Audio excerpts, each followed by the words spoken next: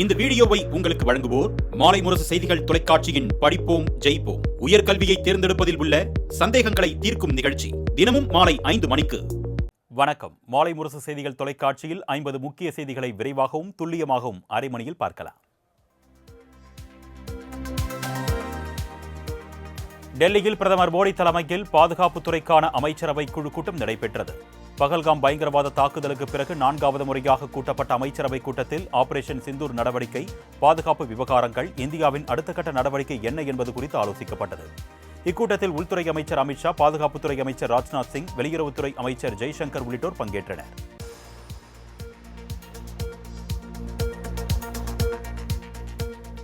மத்திய அமைச்சரவை கூட்டத்தில் 1,25,000 கோடி ரூபாய் மதிப்புள்ள திட்டங்களுக்கு ஒப்புதல் அளிக்கப்பட்டிருப்பதாக மத்திய அமைச்சர் அஸ்வினி வைஷ்ணவ் தெரிவித்துள்ளார். பிரதமர் மோடி தலைமையில் நடைபெற்ற மத்திய அமைச்சரவை கூட்டத்தில் எடுக்கப்பட்ட முடிவுகள் குறித்து அஸ்வினி வைஷ்ணவ் செய்தியாளர்களை சந்தித்து பேசினார். அப்பொழுது ஸ்ரீஹரிகோட்டாவில் 3,985 கோடி ரூபாய் மதிப்பீட்டில் 3வது ராக்கெட் ஏவுதளம் அமைக்கவும், நாடு முழுவதும் அரிய கனிம வளங்கள் திட்டங்களை செயல்படுத்த 16,300 கோடி ரூபாய் மதிப்பிலான திட்டங்களுக்கு ஒப்புதல் அளிக்கப்பட்டதாகவும் தெரிவித்தார். மேலும் உத்தரப்பிரதேசத்தில் 3,000 கோடி ரூபாய் மதிப்பீட்டில் செமிகண்டக்டர் ஆலை அமைக்கவும் மத்திய அமைச்சரவை ஒப்புதல் அளித்ததாகவும் கூறினார்.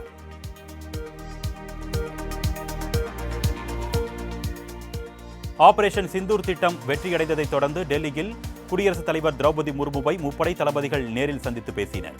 பகல்காம் தாக்குதலுக்கு பதிலடியாக இந்திய ராணுவம் சிந்தூர் ஆபரேஷனை செயல்படுத்தி பாகிஸ்தானின் பயங்கரவாத முகாம்களை தகர்த்து உலக நாடுகளை அசர வைத்தது.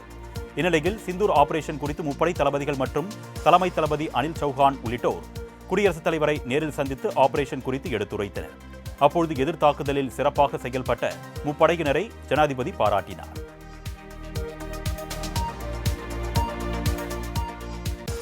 உச்சநீதிமன்றத்தின் 52வது தலைமை நீதிபதியாக அறிவிக்கப்பட்ட B.R. கபாய்க்கு டெல்லி குடியரசுத் தலைவர் திரௌபதி முர்மு பதவி பிரமாணம் செய்து வைத்தார்.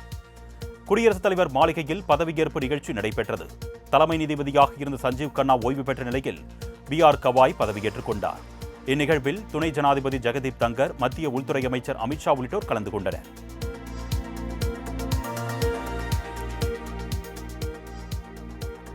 இந்தியா பாகிஸ்தான் போரை நிறுத்த வர்த்தகத்தை பெருமளவில் பயன்படுத்தினேன் என்று அமெரிக்க அதிபர் ட்ரம்ப் தெரிவித்துள்ளார். சவுதியில் நடைபெற்ற முதலீட்டாளர்கள் மாநாட்டில் பேசிய அவர் வர்த்தகத்தை முன்னிறுத்தி இந்த உடன்பாட்டை எட்ட வைத்ததாகவும், அணு ஏவுகணைகளை வர்த்தகம் செய்ய வேண்டாம், நீங்கள் உருவாக்கும் அழகான பொருட்களை வர்த்தகம் செய்வோம் என்றும் தெரிவித்தார். முன்னதாக இந்தியா பாகிஸ்தான் இடையே நடைபெற்ற சண்டையை நான் தான் நிறுத்தினேன் என்று ட்ரம்ப் ஏற்கனவே கூறியிருந்தார். இந்நிலையில் அவர் மீண்டும் அதே கருத்தை தெரிவித்துள்ளது குறிப்பிடத்தக்கது.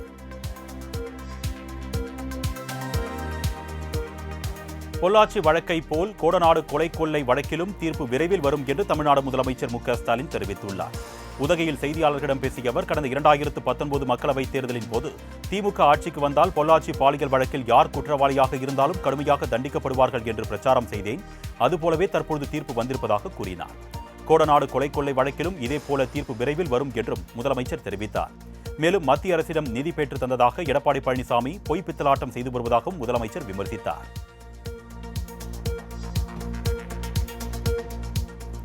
பொள்ளாச்சி வழக்கில் நீதிமன்றம் தீர்ப்பு வழங்கியதில் முதலமைச்சர் மு.க. ஸ்டாலினுக்கு என்ன பங்கு இருக்கிறது என்று எதிர்க்கட்சித் தலைவர் எடப்பாடி பழனிசாமி கேள்வி எழுப்பியுள்ளார். இது தொடர்பாக அவர் வெளியிட்டுள்ள அறிக்கையில், பொள்ளாச்சி வழக்கில் குற்றவாளிகளை கைது செய்ததும் சிபிஐக்கு மாற்றியதும் அதிமுக அரசு என்று தெரிவித்துள்ளார். விசாரித்தது சிபிஐ, தீர்ப்பு வழங்கியது நீதிமன்றம். இதில் மாநில திமுக அரசுக்கோ ஸ்டாலினுக்கோ என்ன பங்கு இருக்கிறது? ஏன் கூச்சமே இல்லாமல் மார்த்தட்டுகிறார் முதலமைச்சர் மு.க. ஸ்டாலின் என்று இபிஎஸ் கேள்வி எழுப்பியுள்ளார். திமுக கையில் பொள்ளாச்சி வழக்கு இருந்திருந்தால் எந்த லட்சணத்தில் நடந்திருக்கும் என்பதற்கு அண்ணா பல்கலைக்கழக மாணவி வழக்கும் அண்ணா நகர் சிறுமி பாலியல் வழக்குமே சாட்சி என்றும் இபிஎஸ் விமர்சித்துள்ளார்.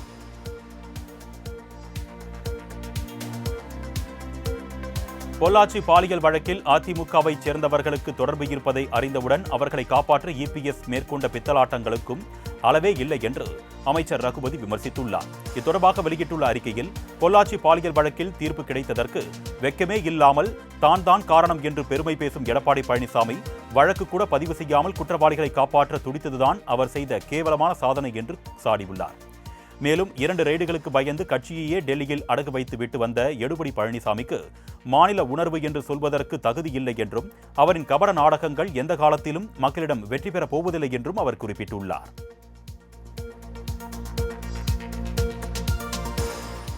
பொள்ளாச்சி பாலியல் சம்பவத்தில் வழங்கப்பட்ட தீர்ப்புக்கு திமுக, அதிமுக உரிமை கோருவது நியாயம் இல்லை என்று திருமாவளவன் தெரிவித்துள்ளார். கோவையில் நடைபெறும் கட்சி நிகழ்வில் கலந்து கொள்ள சென்னையில் இருந்து விமானம் மூலம் கோவை வந்த விடுதலை சிறுத்தைகள் கட்சித் தலைவர் திருமாவளவன் செய்தியாளர்களை சந்தித்தார். அப்பொழுது அவர் பொள்ளாச்சி பாலியல் வன்கொடுமை வழக்கு தமிழ்நாட்டிற்கு களங்கத்தை ஏற்படுத்திய செயல் என்று கூறியவர், இதுபோன்ற கூட்டு பாலியல் வன்கொடுமை குற்றங்கள் இனி தமிழ்நாட்டில் மட்டுமல்ல இந்தியாவில் எந்த மூலையிலும் நடக்கக்கூடாது என்ற அளவிற்கு இந்த தீர்ப்பு அமைந்திருப்பதாகவும் தெரிவித்தார்.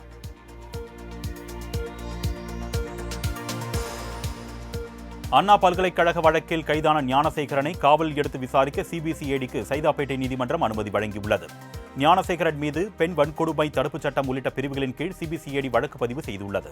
இதுகுறித்த வழக்கில் சைதாப்பேட்டை நீதிமன்றத்தில் நேற்று ஆஜர்படுத்தப்பட்ட ஞானசேகரனை 2 நாட்கள் காவலில் எடுத்து விசாரிக்க சிபிசிஐடிக்கு நீதிமன்றம் அனுமதி வழங்கியுள்ளது. இதனைத் தொடர்ந்து அவர் சிபிசிஐடி போலீசாரால் அழைத்து செல்லப்பட்டார்.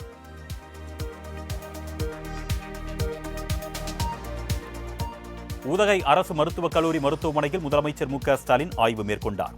அப்பொழுது உயர்தர அறுவை சிகிச்சை அரங்குகள், மக்களுக்கு அளிக்கப்படும் மருத்துவ சிகிச்சை குறித்து மருத்துவர்களிடம் அவர் கேட்டறிந்தார். இதனைத் தொடர்ந்து அங்குள்ள செவிலியர்களுடன் செல்ஃபி மற்றும் புகைப்படம் எடுத்துக் கொண்டார். பின்னர் செய்தியாளர்களை சந்தித்த முதலமைச்சர், இந்த மருத்துவமனையில் எம்ஆர்ஐ, சிடி ஸ்கேன் உட்பட அனைத்து வசதிகளும் உள்ளது என்றும், பணத்தை செலவு செய்து தனியார் மருத்துவமனையில் சிகிச்சை பெற்று வந்த நிலையில் தற்பொழுது உதகை அரசு மருத்துவக் கல்லூரி மக்களின் பயன்பாட்டிற்கு பெரிதும் உதவுவதாகவும் பெருமிதம் தெரிவித்தார். பயங்கரவாதிகளுக்கு எதிரான போரில் வெற்றி பெற்றதற்கு பிரதமருக்கும் ராணுவ வீரர்களுக்கும் நன்றி செலுத்தும் விதமாக பாஜக சார்பில் சிந்தூர் பேரணி நடைபெற்றது. எழும்பூர் சித்ரா தியேட்டர் அருகில் பேரணி தொடங்கியது. இதில் தேசிய கொடியை ஏந்தியபடி கல்லூரி மாணவ மாணவிகள், பாஜக தொண்டர்கள் பங்கேற்றனர். மேலும் 1000 அடி நீளம் கொண்ட தேசிய கொடியை ஏந்தியபடி பேரணியில் கலந்து கொண்டனர். நிகழ்ச்சியின் இறுதியில் பேசிய பாஜக மாநில தலைவர் நயினார் நாகேந்திரன், தீவிரவாதிகள் யாரிடம் வாலாட்டுவது? இங்கு காங்கிரஸ் ஆட்சி நடக்கவில்லை, மோடி ஆட்சி நடைபெறுகிறது என்றார். பாகிஸ்தான் உலக வரைபடத்தில் இல்லாமல் போகின்ற காலத்தை மோடி செய்து காட்டுவார் என்றும் நயினார் நாகேந்திரன் கூறினார்.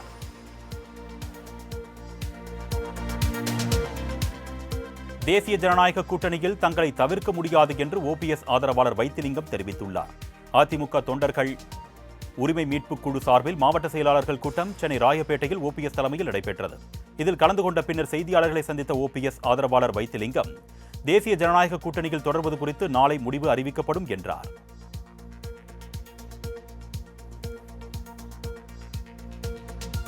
சென்னை பெருங்குடியில் பணி முடிந்து வீடு திரும்பிய இளம்பெண்ணுக்கு பாலியல் தொல்லை கொடுத்த இளைஞரை போலீசார் கைது செய்தனர்.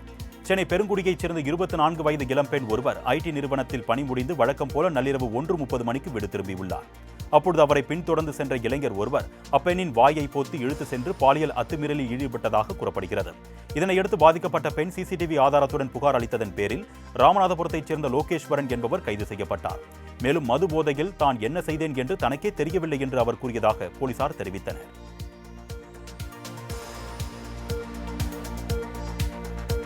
எத்தனை ஆண்டுகள் ஆனாலும் உயர்கல்வியில் தமிழ்நாட்டின் இடத்தை எந்த மாநிலத்தாலும் பிடிக்க முடியாது என்று துணை முதலமைச்சர் உதயநிதி ஸ்டாலின் தெரிவித்துள்ளார். சென்னை கோட்டூர்புரத்தில் உள்ள அண்ணா நூற்றாண்டு நூலகத்தில் நான் முதல்வன் திட்டத்தின் கீழ் கல்லூரி கனவு 2025 திட்டத்தை துவக்கி வைத்த பின் பேசிய அவர், நான் முதல்வன் திட்டத்தின் கீழ் ஒவ்வொரு ஆண்டும் 1 லட்சம் பேரை உயர்கல்வி படிக்க வைக்க இருப்பதாக கூறினார்.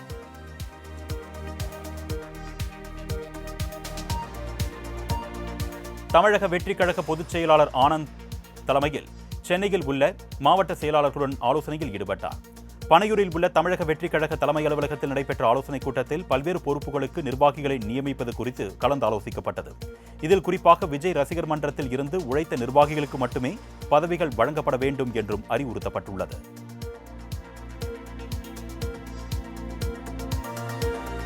தமிழகத்தில் கால்நடை வாங்குவதற்கு 1000 கோடி ரூபாய் வரை கடன் வழங்கப்பட்டிருப்பதாக அமைச்சர் மனோ தங்கராஜ் தெரிவித்துள்ளார். திருவாரூர் மாவட்டம் மன்னார்குடியில் கூட்டுறவு பால் வழங்கும் சங்கத்திற்கு சொந்தமான இடத்தில் மேம்பாட்டு பணிகளை மேற்கொள்வது குறித்து ஆய்வு மேற்கொண்ட பின் நிகழ்ச்சியில் பேசிய அமைச்சர் இதனை தெரிவித்தார். மேலும் வங்கியில் கடன் தொகையை உரிய முறையில் செலுத்துவோருக்கு 1% ஊக்கத்தொகை வழங்கப்பட்டு வருவதாகவும் கூறினார்.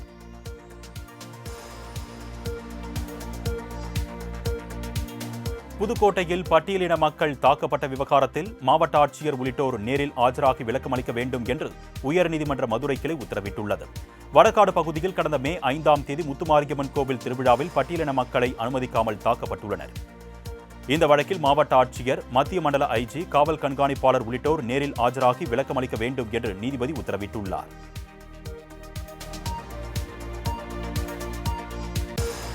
திருவாரூர் மாவட்டம் முத்துப்பேட்டையில் சட்டவிரோதமாக செயல்படும் இறால் பண்ணைகளை மூட நடவடிக்கை எடுக்க வேண்டும் என்று மாவட்ட ஆட்சியருக்கு உயர்நீதிமன்றம் உத்தரவிட்டுள்ளது.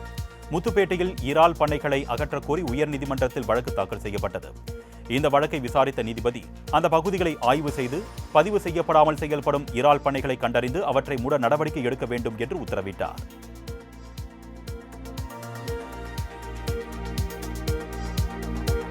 புழல் சிறையில் வார்டனால் தாக்கப்பட்ட குற்றவாளிக்கு மருத்துவ சிகிச்சை அளிக்க புழல் சிறை நிர்வாகத்திற்கு சென்னை உயர்நீதிமன்றம் உத்தரவிட்டுள்ளது. புழல் சிறையில் தாக்கப்பட்ட குற்றவாளி முருகனின் மனைவி சுகந்தி தாக்கல் செய்த மனு மீது இந்த உத்தரவை உயர்நீதிமன்றம் பிறப்பித்துள்ளது. மனு குறித்து புழல் சிறை நிர்வாகம் மற்றும் வார்டன் கார்த்திக் பதிலளிக்க உத்தரவிட்ட நீதிபதிகள் சம்பவம் தொடர்பாக சிசிடிவி காட்சிகளையும் தாக்கல் செய்ய உத்தரவிட்டு விசாரணையை அடுத்த வாரத்திற்கு ஒத்திவைத்தனர்.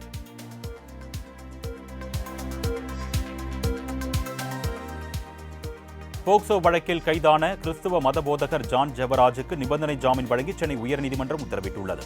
கிறிஸ்துவ மத பாடல்கள் மூலம் சமூக வலைதளங்களில் மிகவும் பிரபலமான மத போதகர் ஜான் ஜெபராஜ் கோவையில் தனது வீட்டில் நடத்திய விருந்து நிகழ்ச்சியில் 2 சிறுமிகளுக்கு பாலியல் தொல்லை கொடுத்ததாக கூறப்படுகிறது. இது தொடர்பாக போக்சோ வழக்கில் அவர் கைது செய்யப்பட்டார். இந்நிலையில் ஜான் ஜெபராஜ் ஜாமீன் கோரி மனு தாக்கல் செய்திருந்தார். இதனை விசாரித்த நீதிபதி நிர்மல்குமார் விசாரணை அதிகாரி முன் தினமும் ஆஜராகி கையெழுத்திட வேண்டும் என்ற நிபந்தனையுடன் ஜாமீன் வழங்கி உத்தரவிட்டார்.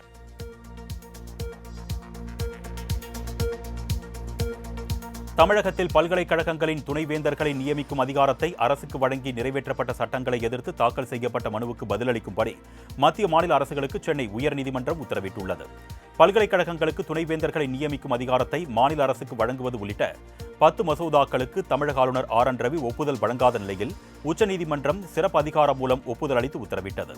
இதனை எதிர்த்து நெல்லையைச் சேர்ந்த வழக்கறிஞர் வெங்கடாச்சலபதி என்பவர் பொதுநல வழக்கை தாக்கல் செய்துள்ளார். இந்த மனுவை விசாரித்த நீதிபதிகள் சுவாமிநாதன், லட்சுமி நாராயணன் அடங்கிய அமர்வு மத்திய மாநில அரசுகள் பதிலளிக்க உத்தரவிட்டு விசாரணையை அடுத்த வாரத்திற்கு தள்ளி வைத்தனர்.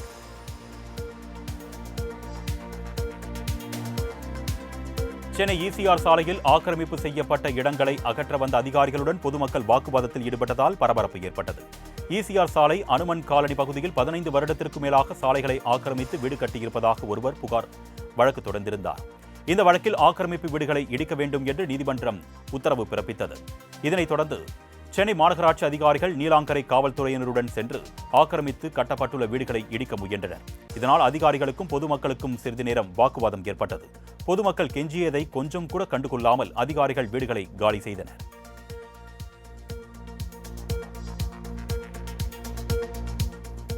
பாதுகாப்பு கேட்டு சென்னை காவல் ஆணையர் அலுவலகத்தில் ஆன்லைன் மூலம் நடிகை கௌதமி புகார் மனு அளித்துள்ளார். அழகப்பன் மற்றும் அவரது குடும்பத்தினர் சேர்ந்து தனது சொத்துக்களை அபகரித்ததாக தொடரப்பட்ட வழக்கு நிலுவையில் உள்ளது. இந்நிலையில் தனது வாட்ஸ்அப் குரூப்பில் வழக்கறிஞர்கள் என்ற பெயரில் மிரட்டுவதால் பாதுகாப்பு வழங்க வேண்டும், மிரட்டும் நபர்கள் மீது நடவடிக்கை எடுக்க வேண்டும் என்றும் நடிகை கௌதமி வலியுறுத்தியுள்ளார்.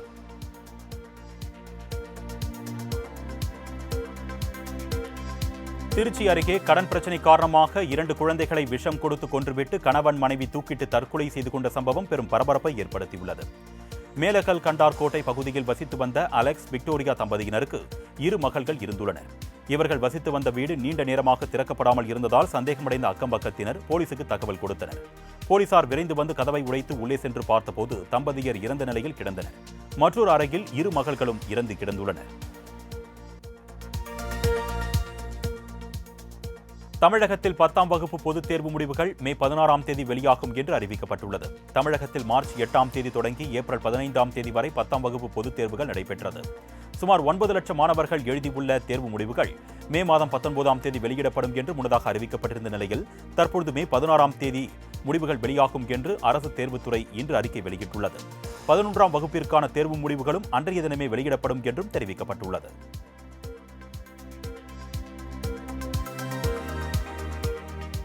சென்னை மாநகராட்சி பள்ளியில் வணிகவியல் பிரிவில் முதல் மதிப்பெண் பெற்ற மெக்கானிக் மகள் ஜெயஸ்ரீக்கு 3 ஆண்டுகள் கட்டணமின்றி படிக்க எத்திராஜ் கல்லூரி சார்பில் இலவச சீட் வழங்கப்பட்டுள்ளது. சென்னை நுங்கம்பாக்கம் மாநகராட்சி பள்ளியில் படித்த ஜெயஸ்ரீ 12ஆம் வகுப்பு தேர்வில் முதலிடம் பெற்றுள்ளார். அவரது குடும்ப சூழலை கருத்தில் கொண்டு 3 ஆண்டு கட்டணமின்றி படிப்பதற்கான ஆணையை எத்திராஜ் கல்லூரி நிர்வாகம் வழங்கி கௌரவித்தது. இதுகுறித்து கல்லூரியின் தலைவர் முரளிதரன் பேசும்போது, பின்தங்கிய நிலையில் இருக்கும் பிள்ளைகளை கண்டறிந்து ஸ்காலர்ஷிப் வழங்கி அவர்களை வாழ்வில் முன்னேற உதவி வருவதாக தெரிவித்தார்.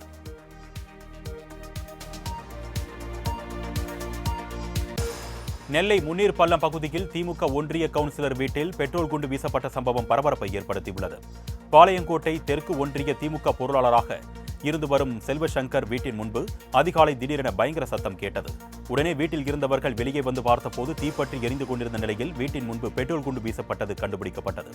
அந்த பகுதியில் உள்ள சிசிடிவி கேமராவை ஆய்வு செய்த போலீசார் 4 பேர் கொண்ட கும்பல் செல்வசங்கர் வீட்டில் பெட்ரோல் குண்டு வீசியது தெரியவந்தது. அந்த காட்சிகளை வைத்து மர்ம நபர்களை போலீசார் தேடி வருகின்றனர்.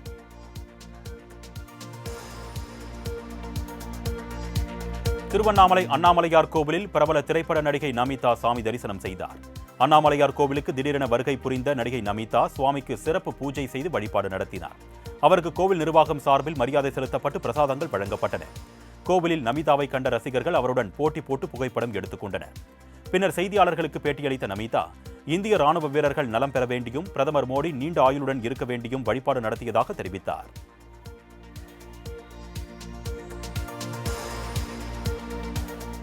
சென்னையில் இளம்பெண்ணிடம் அத்துமீறிய விடுதலை சிறுத்தைகள் கட்சி பிரமுகரை போலீசார் கைது செய்தனர். வடசென்னை புதுவண்ணாரப்பேட்டை பகுதியில் வசித்து வரும் கல்லூரி மாணவியான இளம்பெண்ணிடம் அதே பகுதியைச் சேர்ந்த விசிக பிரமுகர் நன்மாறன் பாலியல் ரீதியாக அத்துமீறி தவறாக நடந்து கொண்டுள்ளார். இத்தொடர்பாக இளம்பெண் அளித்த புகாரின் பேரில் போலீசார் வழக்கு பதிவு செய்து நன்மாறனை கைது செய்தனர். கைது செய்யப்பட்டவர் சென்னை துறைமுகத்தில் செயல்பட்டு வரும் தொழிலாளர் சங்கத்தின் செயலாளர் என்பது குறிப்பிடத்தக்கது.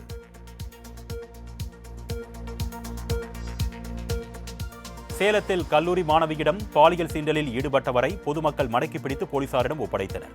ஆத்தூர் பகுதியைச் சேர்ந்த கல்லூரி மாணவி ஆட்சியர் அலுவலகம் அருகே உள்ள நடைபாதையில் நடந்து சென்ற போது குடிபோதையில் வந்த ஒருவர் மாணவியிடம் பாலியல் சீண்டலில் ஈடுபட்டுள்ளார். இதனை கண்ட பொதுமக்கள் அவரை மடக்கி பிடித்து போலீசாரிடம் ஒப்படைத்தனர். இதுகுறித்து தகவல் அறிந்து வந்த போலீசார் அவர் மீது வழக்கு பதிவு செய்து சிறையில் அடைத்தனர். மேலும் பாலியல் சீண்டலில் ஈடுபட்ட நபரை கல்லூரி மாணவி செருப்பால் அடித்து வெளுத்த வீடியோ வெளியாகி பரபரப்பை ஏற்படுத்தியுள்ளது.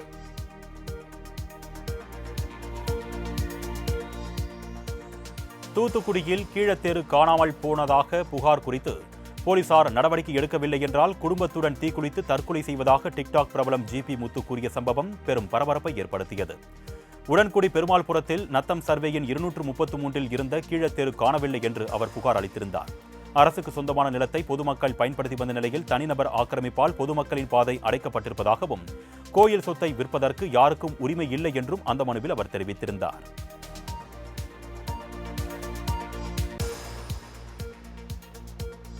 தூத்துக்குடி NTPL அனல் மின் நிலைய ஒப்பந்த ஊழியர்கள் ஊதிய உயர்வு உள்ளிட்ட கோரிக்கைகளை வலியுறுத்தி 28வது நாளாக தொடர்ந்து வேலைநிறுத்த போராட்டத்தில் ஈடுபட்டுள்ளனர். கடந்த 7 நாட்களாக ஒப்பந்த ஊழியர்களின் வேலைநிறுத்தம் காரணமாக NTPL அனல் மின் நிலையத்தில் 1000 மெகாவாட் மின்சார உற்பத்தி முழுமையாக நிறுத்தப்பட்டுள்ளது. இதன் காரணமாக சுமார் 100 கோடி ரூபாய்க்கு மேல் வருவாய் இழப்பு ஏற்பட்டுள்ளது. இந்த விவகாரத்தில் கோரிக்கை நிறைவேற்றப்படும் வரை தங்களது போராட்டம் தொடரும் என்றும் உண்ணாவிரத போராட்டம் உள்ளிட்ட பல்வேறு போராட்டங்களில் ஈடுபட இருப்பதாகவும் தொழிற்சங்கத்தினர் தெரிவித்தனர்.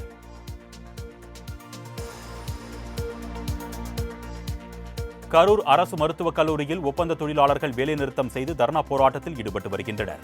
கரூர் காந்தி கிராமத்தில் உள்ள அரசு மருத்துவக் கல்லூரியில் 178 ஒப்பந்த தொழிலாளர்கள் கிறிஸ்டல் என்ற தனியார் அமைப்பின் மூலம் பணிபுரிந்து வருகின்றனர். இந்நிலையில் இந்த அமைப்பின் ஒப்பந்த காலம் முடிவடைந்ததை தொடர்ந்து ஸ்மித் என்ற தனியார் நிறுவனம் ஒப்பந்தம் எடுத்துள்ள நிலையில் பல்வேறு விதிமுறைகளை பணியாளர்களுக்கு விதித்து ஒப்பந்தத்தில் கையெழுத்திட கட்டாயப்படுத்தி உள்ளது. இதனைத் தொடர்ந்து அரசு மருத்துவக் கல்லூரி முன் திரண்ட ஒப்பந்த பணியாளர்கள் பணிக்கு செல்லாமல் வேலைநிறுத்தம் செய்து தர்ணா போராட்டத்தில் ஈடுபட்டனர். மேலும் தகுந்த ஊதியம் வழங்கிட வேண்டும் என்றும் அவர்கள் கோரிக்கை வைத்தனர்.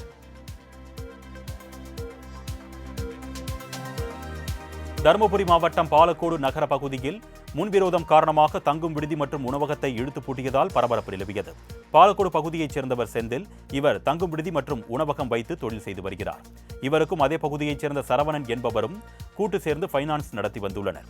இத்தொடர்பாக இருவருக்கும் தொழிலில் பிரச்சனை இருந்து வந்துள்ளது. இந்த பிரச்சனை குறித்து ஏற்கனவே பாலக்கோடு காவல் நிலையத்தில் இருவரும் புகார் அளித்துள்ளனர். இந்நிலையில் சரவணன் அடியாட்களுடன் வந்து எப்பொழுதும் பரபரப்பாக காணப்படும் செந்தில் நடத்தி வரும் மயூரா ஹோட்டல் மற்றும் தங்கும் விடுதியை இழுத்து பூட்டு போட்டுள்ளார். மேலும் பிரச்சனை தொடர்பாக செந்தில் மற்றும் குடும்பத்தினருக்கும் கொலை மிரட்டல் விடுத்ததாக கூறப்படுகிறது.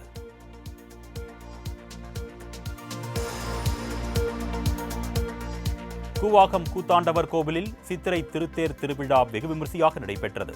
கள்ளக்குறிச்சி மாவட்டம் உளுந்தூர்பேட்டை அருகே கூத்தாண்டவர் கோவில் உள்ளது. இங்கு சித்திரை மாத தேரோட்ட திருவிழா கடந்த 29ஆம் தேதி கொடியேற்றத்துடன் தொடங்கியது. இதன் முக்கிய நிகழ்வாக திருத்தேர் திருவிழாவையொட்டி ஏராளமான பக்தர்கள் ஆடு கோழிகளை பலியிட்டு பொங்கல் வைத்து வழிபாடு செய்தனர். பின்னர் திருநங்கைகள் தாலி கட்டுதல், தாலி அறுப்பு போன்ற நிகழ்ச்சிகளும் நடைபெற்றது. இதில் ஆயிரக்கணக்கான பக்தர்கள் மற்றும் திருநங்கைகள் கலந்து கொண்டனர்.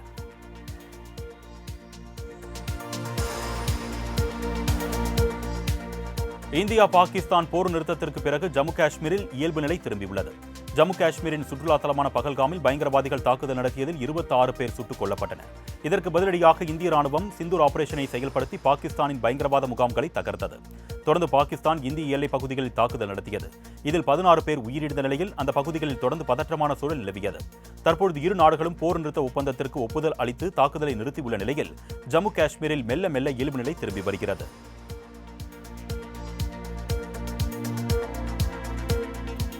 பாகிஸ்தான் நடத்திய ஷெல் தாக்குதலால் பாதிக்கப்பட்ட பகுதிகளை ஜம்மு காஷ்மீர் மாநில முதலமைச்சர் உமர் அப்துல்லா நேரில் ஆய்வு செய்தார். சிந்தூர் ஆபரேஷனை அடுத்து பாகிஸ்தான் தொடர் தாக்குதல் நடத்தியது. இதில் எல்லையோர பகுதிகள் கடுமையாக பாதிக்கப்பட்ட நிலையில் காஷ்மீரின் பாராமுல்லா மாவட்டம் உரியின் சலாமாபாத் பகுதியில் பாதிக்கப்பட்ட இடங்களை முதலமைச்சர் உமர் அப்துல்லா ஆய்வு செய்தார். எல்லையோர மக்கள் அனுபவித்த இழப்பும் வலியும் கற்பனை செய்ய முடியாதது என்றும் சேதமடைந்த வீடுகளுக்கு இழப்பீடு வழங்குவதற்கான நடவடிக்கைகள் மேற்கொள்ளப்படும் என்றும் உமர் அப்துல்லா தெரிவித்துள்ளார்.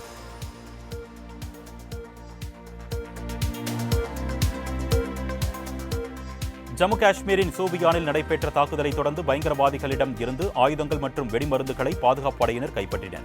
போர் நிறுத்தம் அமலில் இருக்கும் சூழலில் சோபியான் பகுதியில் லஷ்கர்-இ-தொய்பா பயங்கரவாதிகள் நடமாட்டம் இருப்பதாக பாதுகாப்பு படையினருக்கு ரகசிய தகவல் கிடைத்தது. இதனையடுத்து அதிகாரிகள் மேற்கொண்ட சோதனையின் போது மறைந்திருந்த பயங்கரவாதிகள் துப்பாக்கிச்சூடு நடத்தினர். பாதுகாப்பு படையினர் எதிர் தாக்குதலை நடத்தியதில் பயங்கரவாதிகள் 3 பேர் சுட்டுக் கொல்லப்பட்டனர். இதனையடுத்து பயங்கரவாதிகளிடம் இருந்து ஆயுதங்கள், வெடிமருந்துகள் உள்ளிட்டவைகளை பாதுகாப்பு படையினர் கைப்பற்றினர்.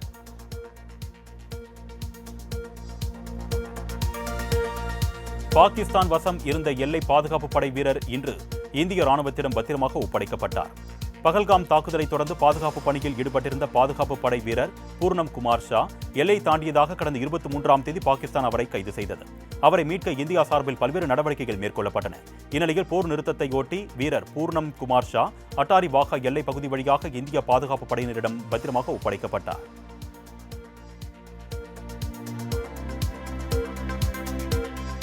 சண்டிகரில் உள்ள பார்வையற்றோருக்கான சிறப்பு பள்ளியில் படித்து 12ஆம் வகுப்பில் முதலிடம் பிடித்த பார்வையிழந்த மாற்றுத்திறனாளி மாணவிக்கு பாராட்டுகள் குவிந்துள்ளன.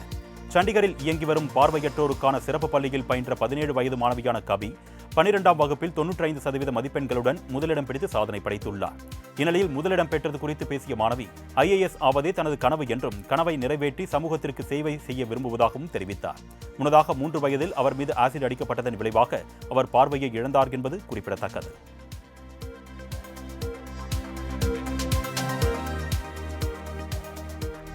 கர்நாடகாவின் தலைநகர் பெங்களூரு உள்ளிட்ட பல்வேறு பகுதிகளில் இடி மின்னல் தாக்கி 8 பேர் பலியான சம்பவம் அந்த பகுதியில் சோகத்தை ஏற்படுத்தியுள்ளது. தென்மேற்கு வங்கக்கடல் பகுதியில் கீழடுக்கு சுழற்சி ஏற்பட்டிருப்பதால் பெங்களூரு உட்பட மாநிலத்தின் பல்வேறு பகுதிகளில் இடியுடன் கூடிய கனமழை பெய்தது. இதனைத் தொடர்ந்து பெல்லாரி மாவட்டம் ராரவி கிராமத்தில் விவசாய பணிக்கு சென்று கொண்டிருந்த ஒரே குடும்பத்தைச் சேர்ந்த தந்தை மற்றும் மகன் மின்னல் தாக்கி உயிரிழந்தனர். மேலும் கோப்பால், விஜயபுரா, ராய்ச்சூர் பகுதிகளிலும் மின்னல் தாக்கி 6 பேர் பரிதாபமாக உயிரிழந்தனர்.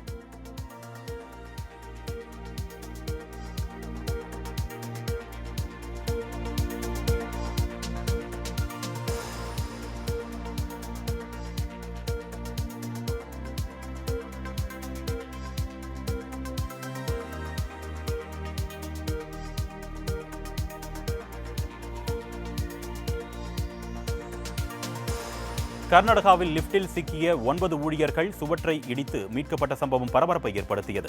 கர்நாடக மாநிலம் கலபுர்கி கிம்ஸ் மருத்துவமனையில் உள்ள லிப்டில் 9 ஊழியர்கள் 6வது மாடிக்கு சென்றனர். ஆனால் லிப்ட் பழுதாகி 3வது மாடியில் நின்றுவிட்டது.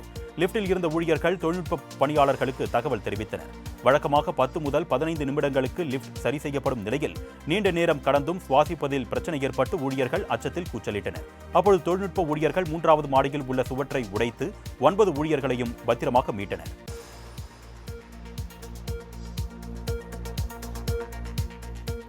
கர்நாடகாவில் 6ஆம் வகுப்பு மாணவன் 9ஆம் வகுப்பு மாணவனை கத்தியால் குத்தி கொலை செய்த சம்பவத்தால் பரபரப்பு ஏற்பட்டது.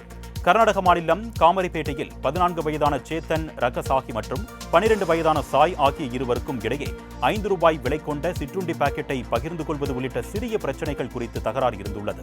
இதனால் ஆத்திரமடைந்த சாய் வீட்டிற்கு சென்று கத்தியை எடுத்து வந்து சேத்தனை குத்தி கொலை செய்துள்ளான். இந்த சம்பவம் குறித்து போலீசார் விசாரணை மேற்கொண்டு குற்றம் சாட்டப்பட்ட 6ஆம் வகுப்பு மாணவரான சாயை கைது செய்தனர்.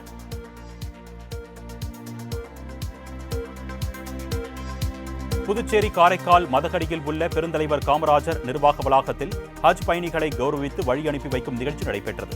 மாவட்ட ஆட்சியர் சோமசேகர் அப்பாராவ் தலைமையில் காரைக்கால் நிர்வாகம் மற்றும் சமாதான கமிட்டி உறுப்பினர்கள் கலந்து கொண்டு ஹஜ் பயணிகளை கௌரவித்து வழி அனுப்பி வைக்கும் நிகழ்ச்சி நடைபெற்றது.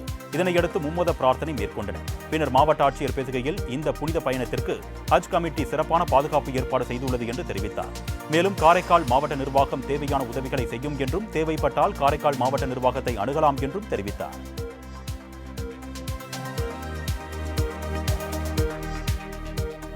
சந்தானத்தின் டிடி நெக்ஸ்ட் லெவல் திரைப்படத்தை தடை செய்யக்கோரி திருமலை காவல் நிலையத்தில் ஜனசேனா கட்சி சார்பில் புகார் அளிக்கப்பட்டுள்ளது. திருமலை காவல் நிலையத்தில் ஜனசேனா கட்சி திருப்பதி பொறுப்பாளர் Kiran Royal DD next level திரைப்படத்தின் மீது புகார் அளித்துள்ளார். சீனிவாசா கோவிந்தா பாடலை பக்தர்களின் மன உணர்வுகளை புண்படுத்தும் விதமாக சித்தரித்த படக்குழுவினர் மீது நடவடிக்கை எடுக்க வேண்டும் என்று கோரிக்கை விடுத்தவர், படத்தை தடை செய்யாவிட்டால் தமிழ்நாடு அரசியல் தலைவர்கள் திருப்பதி மலையில் கால் வைக்க முடியாது என்றும் எச்சரிக்கை விடுத்துள்ளார்.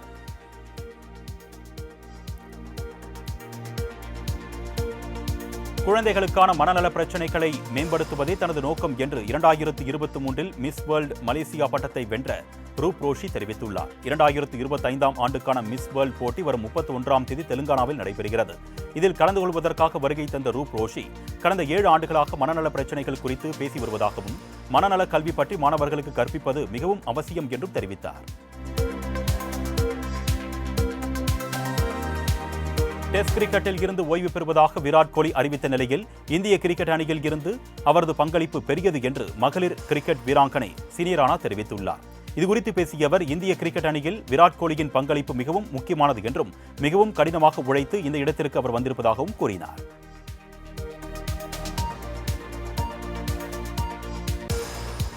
போர்ச்சுகல் அணிக்காக களமிறங்கிய ரொனால்டோவின் மகன் முதல் போட்டியிலேயே ஜப்பானை வீழ்த்தி வெற்றி பெற்றுள்ளார். பிரபல கால்பந்து வீரர் கிறிஸ்டியானோ ரொனால்டோவின் மகன் டோஸ் சாண்டோஸ் விலாட்கோ மார்கோவிக் சர்வதேச தொடர் மூலம் அறிமுகமானார். இந்த போட்டியில் சாண்டோஸ் இடம்பெற்ற போர்ச்சுகல் இளைஞர் அணி ஜப்பானை 4-1 என்ற கோல் கணக்கில் வீழ்த்தி அபார வெற்றி பெற்றது. இந்நிலையில் போர்ச்சுகல் அணிக்காக தனது மகன் அறிமுகமானதில் கிறிஸ்டியானோ ரொனால்டோ மகிழ்ச்சியை வெளிப்படுத்தினார். மேலும் தந்தையைப் போலவே சாண்டோஸ் 7ஆம் நம்பர் ஜெர்சியை அணிந்து விளையாடியது குறிப்பிடத்தக்கது.